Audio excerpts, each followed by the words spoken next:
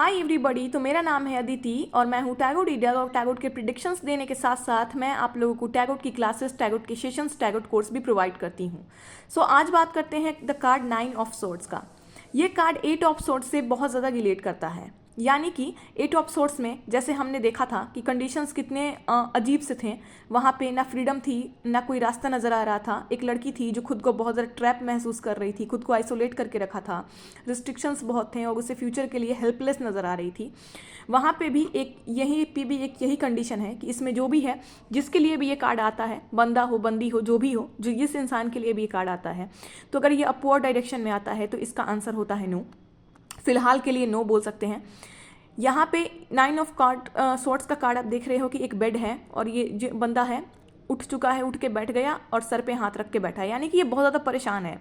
आप कभी भी अपने सर पे हाथ रख के इस तरीके से कैसा बिहेव कब कब कर सकते हो बिहेव? जब आप बहुत परेशान हो, आप अपने मेंटल इशू से परेशान हो चुके हो, तब बिहेव कर सकते हो। तो ये कार्ड फियर, एंग्जाइटी को दर्शाता है, जो बहुत ज़्यादा दुखी चल रहे हैं। अगर करंट सिचुएशन या करंट फीलिंग में किसी के कार्ड आ जाती है तो अभी ये बहुत ज़्यादा अनहैप्पी है सामने वाला, ये बहुत स्ट्रेस में है, इसके लाइफ में बहुत चीज़ें ख़राब चल गई हैं।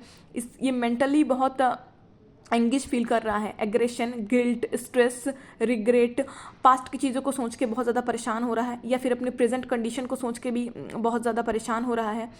तो ये जो है अपनी चीज़ों को लेके बहुत ज़्यादा फियर में है, एंग्जाइटी में है।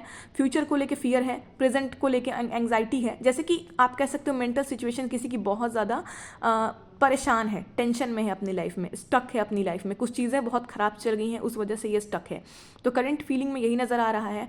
और ये भी होता है कि जब लव लाइफ या फिर लव करंट फीलिंग में अगर निकाली जाए ये कार्ड, तो आप कह सकते हो कि सामने वाला आपको लेट नाइट बहुत मिस कर रहा है, आपके बारे में बहुत सोच रहा है, आपके बिना बहुत अनहैप्पी फील कर रहा है, इसे नींद नहीं आ रही है, एंग्जाइटी फील कर रहा है आपके बगैर। चाहे किसी की भी करंट फीलिंग में, करंट सिचुएशन में ये कार्ड नज़र आ जाती है।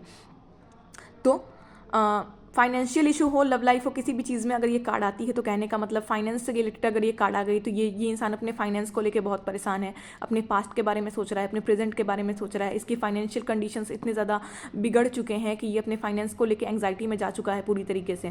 फैमिली इशू में अगर ये कार्ड आती है तो उसका यही मीनिंग होता है।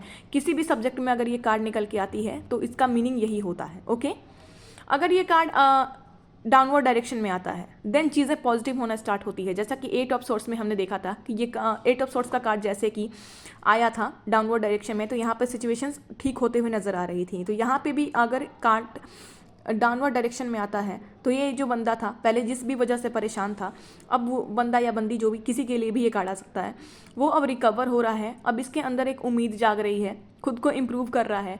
ये जितनी भी नेगेटिविटी से परेशान था, जितने भी चीज़ों को लेके परेशान था, स्टक था, अब ये सारी नेगेटिविटी को लेट गो करना चाहता है, भूलना चाहता है, आगे बढ़ना चाहता है। अब ये चीज़ों को फेस करने के लिए तैयार है।